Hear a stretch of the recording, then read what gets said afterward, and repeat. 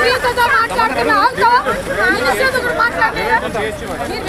నేను సీతతో మాట్లాడుతున్నాను. నేను చెప్తున్నా ఇది చాలా సీరియస్ అవుతుంది.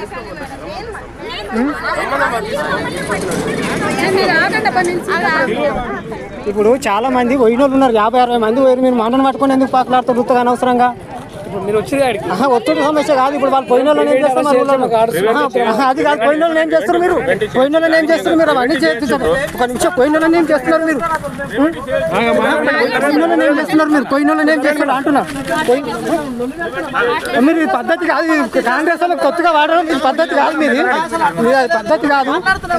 ఒక నిమిషం ఆగండి, మేము ఒక నిమిషం ఆగండి, ఒక నిమిషం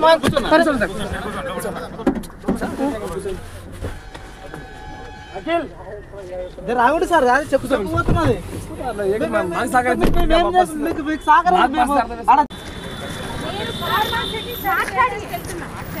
ఫార్మాసిటీ భూములు మేము కన్విన్స్ అయితే భూములు ఇవ్వమని చెప్తాం. మేము మీకేం తెలుసు, మమ్మల్ని ఎందుకు వస్తున్నారు? మేము ఫార్మాసిటీ స్టడీ చేయడానికి వెళ్తున్నాం. ప్రభాకు ఆ ఊర్లో నుంచి మహిళలు ఫోన్ చేశారు, చూపినా మెసేజ్. ఆ మెసేజ్ మేము పెట్టనా, మెసేజ్ పెట్టనా? పులిచెర్ల తండ, ఆర్బీ తండ అవన్నీ మాట్లాడద్దండి.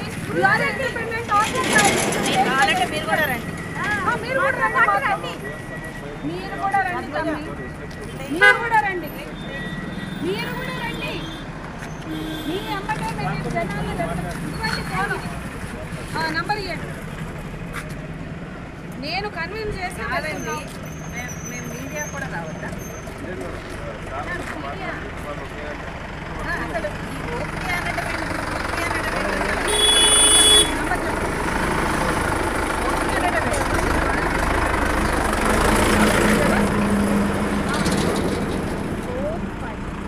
అసలు ప్రాబ్లం ఏంటి? అసలు టీఆర్ఎస్ ఓడించడానికి మేము బాగా మాతో వార్ రూమ్ స్ట్రాటజీలు చేస్తారు.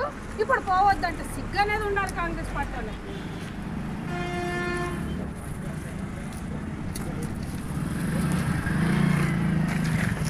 అప్పుడు పనికి వస్తావు, గెలవగానే సంధ్యక్క థ్యాంక్స్ అని చెప్పడానికి.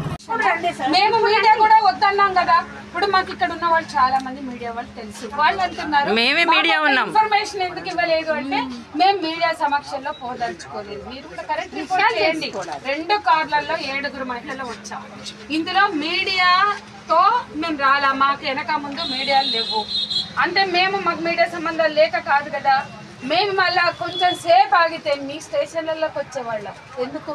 వాళ్ళ వర్షన్ విన్నాక మీ వర్షన్ వినాలి. That is fact finding committee. ఇది నిజమే మీకు తెలుసు కదండి. ఇప్పుడు మేమేం చెప్తాం జనానికి చెప్పండి.